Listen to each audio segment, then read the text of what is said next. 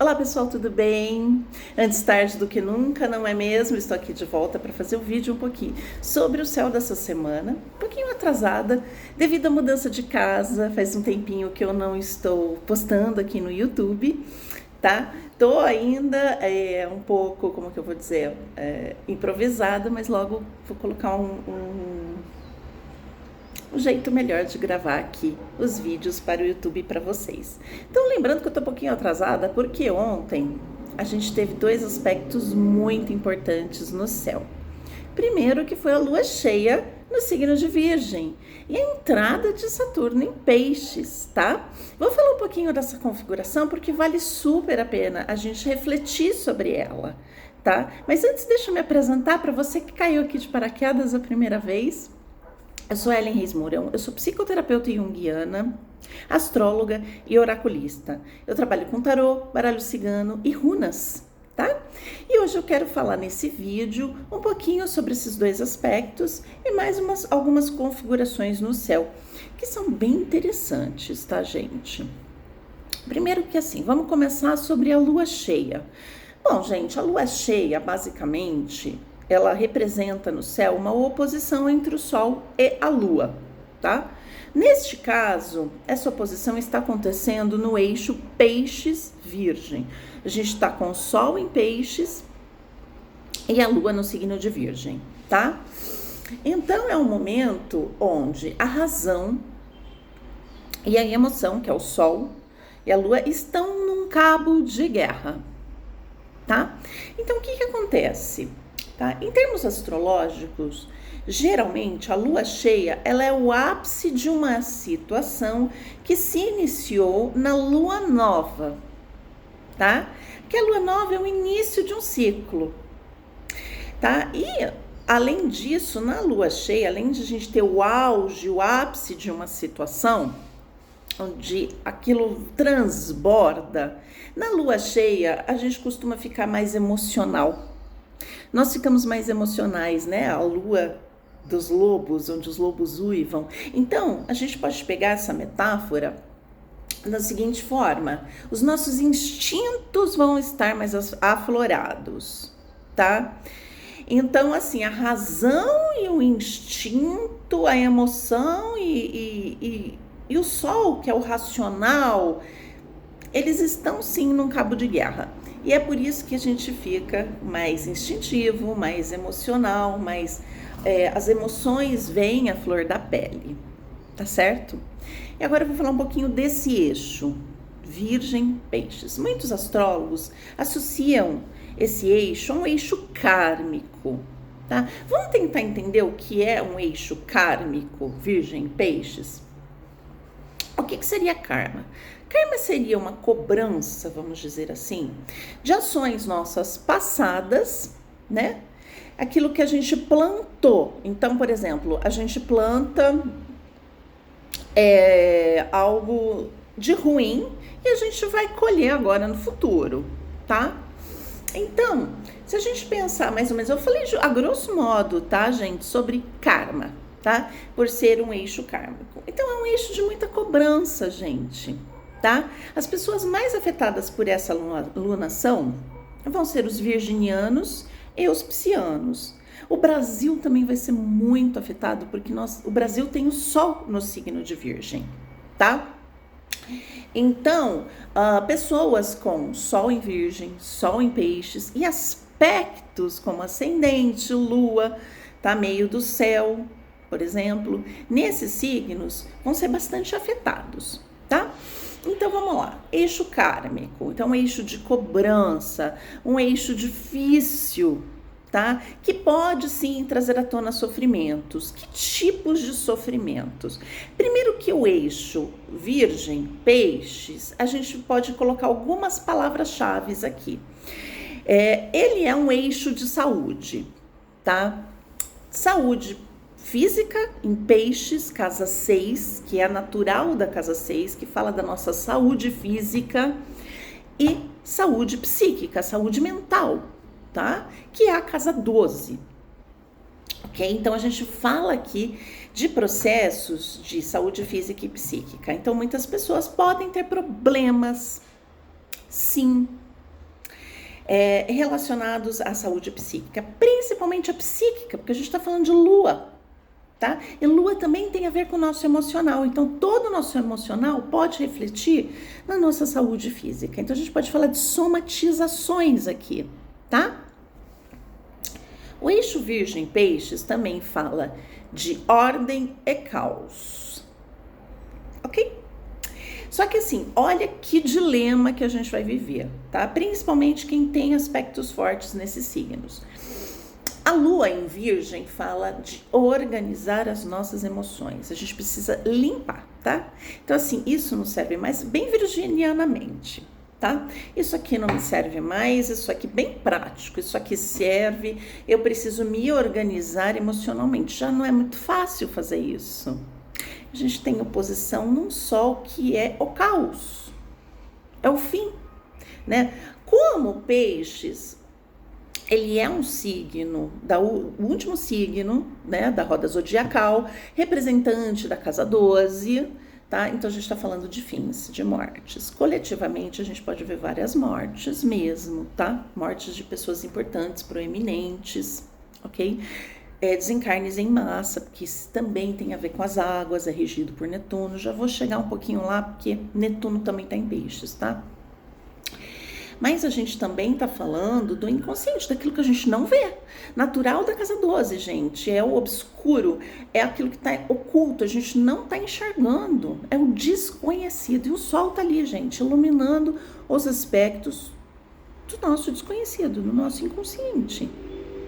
Olha só que difícil isso. Então, ao mesmo tempo que a gente precisa organizar e limpar, faxinar as nossas emoções, de forma prática e racional, a gente vai ter que aprender a lidar de forma consciente com aquilo que nos prende, com aquilo que nos trava, tá? Que é o nosso inconsciente. Como diz o Jung ele fala sobre complexos da seguinte forma: os complexos, eles estão no nosso inconsciente, eles são formados a partir das nossas vivências, das nossas projeções, por traumas, tá? Por uma série, infinidade de coisas. E eles têm um núcleo que ele é arquetípico, tá? Que tem uma ligação com uma imagem arquetípica. E ele diz o seguinte, que os complexos, eles são... Quando a pessoa está complexada, ela está totalmente fora da sua razão. Então a pessoa ela tem uma atitude X, mas quando o complexo está ativo, ela tem uma atitude Y e ela nem sabe por quê. E ela não quer ter aquela atitude. Por exemplo, complexo de inferioridade. A pessoa sabe conscientemente que ela não é inferior. Mas quando aquilo, toma ela se sente inferior até a porta, tá? Por quê? O Jung diz, nós não temos complexos. Os complexos nos têm. Nos possuem. Ok? Então, fiz assim um super resumo para vocês entenderem o que isso tem a ver com essa alunação, Ellen. Porque, gente, o sol, que é a consciência, faz com que a gente observe, só em Peixes, aquilo que nos prende, que são os complexos, os nossos maiores inimigos, tá? A astrologia fala da casa 12, que é a natural de Peixes, como de inimigos ocultos. Então a gente vai começar a tomar consciência dos nossos inimigos ocultos, que nada mais, nada menos são que os nossos complexos.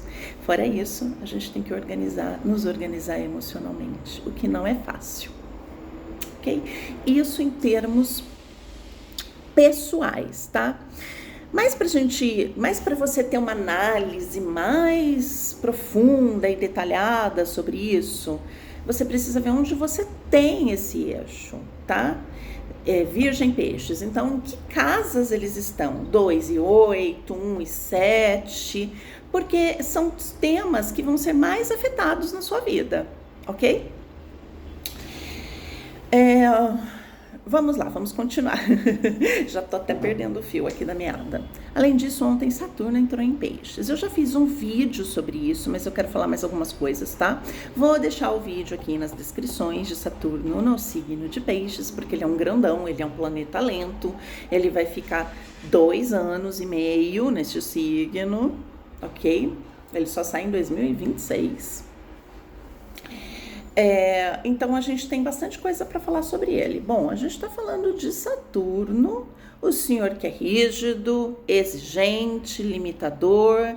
Saturno a gente tem como grande maléfico, mas é porque a gente entende que o processo de amadurecimento, que é doloroso, que é sofrido, ele é ruim.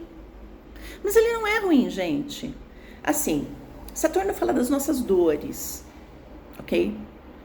Então, as nossas dores, os nossos sofrimentos, ele também tem a ver com karma, tá? Ele faz com que a gente amadureça. Então, todas as nossas crises, nossos processos, são para o nosso amadurecimento, para que a gente atinja a maturidade. E em se tratando de peixes, um signo de água, a maturidade emocional. Responsabilidade emocional. Então, essa é uma posição que a gente cabe algumas reflexões aqui. O quanto você é responsável pela sua saúde psíquica, tá? Quando a gente fala de responsabilidade afetiva, emocional, quanto você é responsável, né? Aqui no vídeo anterior eu falei dos falsos profetas, né? Porque também é um signo da espiritualidade, peixes, né? Esses falsos profetas sendo cobrados, mas também os falsos terapeutas. Aqueles que não têm responsabilidade sobre a psique das pessoas, tá? Então, aqui vai ser uma cobrança pesada, não só para piscianos, mas para pessoas que trabalham com saúde psíquica, com exilados, por exemplo, tá? Cobrança para pessoas que têm vícios, porque peixes tem a ver com vícios e escapismo, responsabilidade sobre isso. Pessoas que trabalham em clínicas de reabilitação vão ser bastante cobradas para que tenham trabalhos efetivos, e em termos pessoais seremos cobrados pela nossa saúde psíquica, e que isso não é brincadeira. Saturno veio falar assim, gente, isso não é brincadeira não, tá? Depressão não é piada, tá? Depressão, as crises de ansiedade, não é besteira, né? Burnout, que é o excesso de trabalho, olha, tem tudo a ver com Saturno em peixes, gente. Saturno é o planeta associado ao crescimento profissional, né? É o regente de Capricórnio, né? Então, no lado negativo, a gente pode ver questões ligadas ao workaholics. E não é brincadeira isso, gente. Isso não é bobagem, não é besteira, tá? A gente tem que assumir essa responsabilidade por nós, né?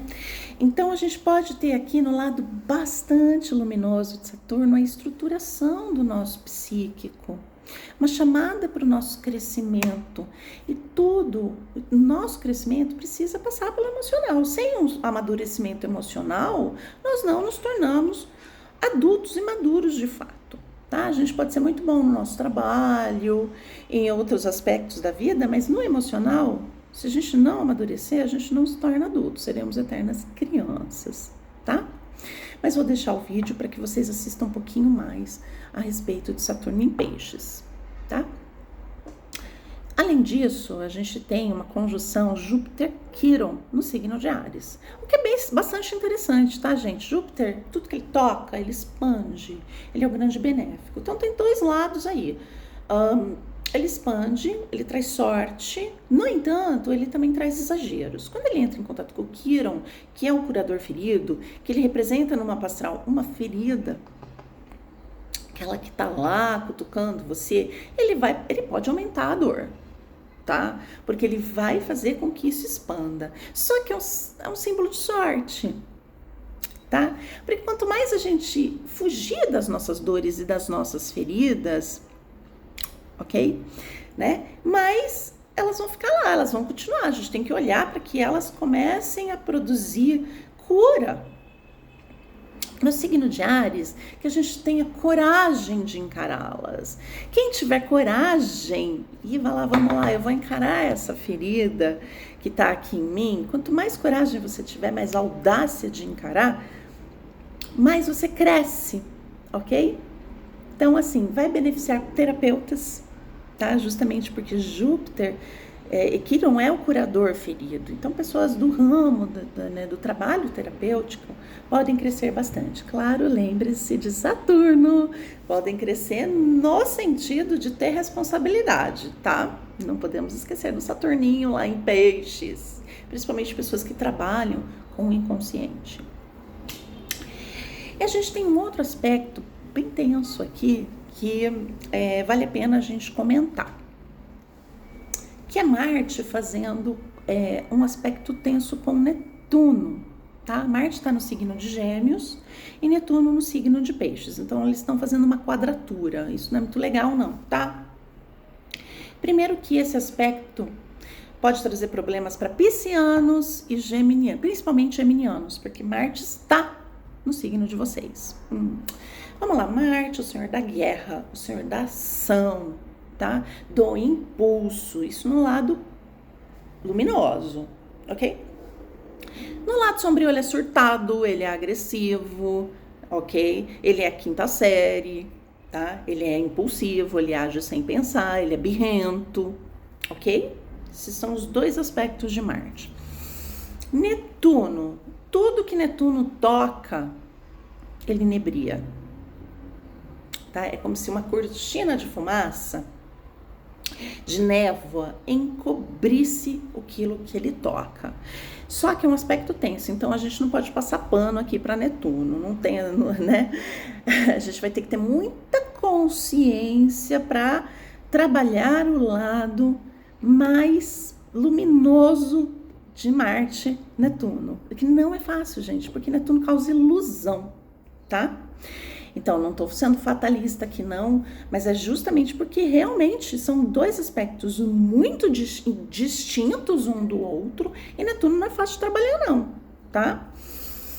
O que isso gera, gente? Ação, ok? Impulso, desgovernado. Você não sabe para onde você está indo.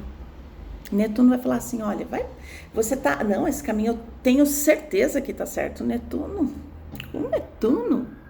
esquece. Há grandes chances de você estar tomando o caminho errado. Vale a pena ver onde você tem Gêmeos e Peixes no seu mapa. Mas principalmente geminianos e piscianos vão ter problemas nesse período, até essa quadratura, tá, se desfazer. Então, ataques emocionais, porque Netuno, na mitologia, ele era um deus surtado, tá? Marte também. Então, dois surtados juntos, vocês imaginam, né? Netuno, quando ele era contrariado, ele não curtia não, tá? Ele não tinha racionalidade. É o deus dos mares, gente. Vai pedir para Netuno ser racional, não dá. Então, quando ele era contrariado, quando ele perdia, né? Ele surtava e não dava tudo, causava terremotos. Em termos coletivos, podemos ter aspectos ligados a terremotos, tá? Não é difícil isso acontecer. Com Marte, o senhor da guerra. Agora, em termos pessoais, pessoas surtadas, emocionais, tá? Brigando por nada. Discutindo, porque a gente tá falando de Gêmeos, discussão, palavra, por nada. Tá? Porque Netuno vai fazer esse enebriamento. Óbvio que todos nós somos afetados em algum nível por esse aspecto, então a gente precisa tomar cuidado. Tá, eu tô brigando por quê? Eu tô discutindo por quê? Eu tô agindo, tá? Ação, por quê? Pra quê? Pra onde eu vou? Vai requerer muita dose de consciência esse período, tá, gente? Tá? Então é muito importante que a gente reflita sobre isso, tá? Também esqueci de falar, eu acho que vale a pena comentar aqui sobre Saturno no signo de Peixes, em termos coletivos, tá? A gente pode ter secas, Saturno ele restringe as águas, mesmo, ou ele pode ir para o outro lado, porque a gente tem Netuno ali em Peixes, está domiciliado, que é alagamentos, tá? Que são alagamentos, as águas, inundações e tudo mais. Então há que se tomar bastante cuidado sobre esses aspectos, tá? Nada na astrologia é fatalista, são alertas para que a gente observe as nossas ações, que a gente tenha comprometimento com o coletivo também, tá? Para que a gente possa amenizar aspectos tensos. Tem aspectos super positivos, mas também temos aspectos tensos, tá legal? Então, gente, eu fico por aqui com esse vídeo, em breve farei mais. E agora que estou de volta, farei mais sobre astrologia. Fique em paz e até o próximo vídeo.